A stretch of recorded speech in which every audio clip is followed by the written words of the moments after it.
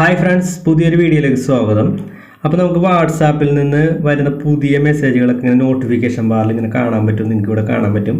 അപ്പോൾ ഇങ്ങനെ വരുന്ന മെസ്സേജുകളൊക്കെ നോട്ടിഫിക്കേഷൻ ബാറിൽ വരാതിരിക്കാനുള്ള ഒരു അടിപൊളി ട്രിക്കുമായിട്ടാണ് ഞാനിപ്പോൾ ഇന്നിവിടെ വന്നിരിക്കുന്നത്.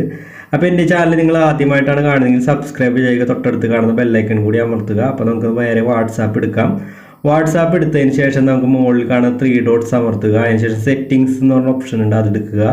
അതിനുശേഷം നമുക്ക് നമ്മുടെ പ്രൊഫൈൽ ഫോട്ടോ അടക്കം അക്കൗണ്ട്സ്, ചാറ്റ്സ്, നോട്ടിഫിക്കേഷൻസ്, സ്റ്റോറേജ് എന്നൊക്കെ പറഞ്ഞ് കാണാൻ പറ്റും. അപ്പോൾ നമുക്ക് എടുക്കേണ്ടത് ഫസ്റ്റത്തെ തന്നെ കാണുന്ന അക്കൗണ്ട് എന്നുള്ളൊരു സെക്ഷൻ തന്നെയാണ് എടുക്കേണ്ടത്. അപ്പോൾ നമുക്ക് നേരെ അക്കൗണ്ട് എന്നുള്ള സെക്ഷൻ എടുക്കാം. അതിനുശേഷം പ്രൈവസി കാണാൻ പറ്റും, അതും ക്ലിക്ക് ചെയ്യുക. തൊട്ട് താഴെ ഏറ്റവും അടിയിലായിട്ട് നേരെ ഫിംഗർ പ്രിൻ്റ് എന്ന് കാണാൻ പറ്റും, അത് എനേബിൾ ആക്കി ഇടുക. അതിനുശേഷം ഫിംഗർ പ്രിൻ്റ് ആക്ടിവേറ്റ് ആക്കി ഇടുക.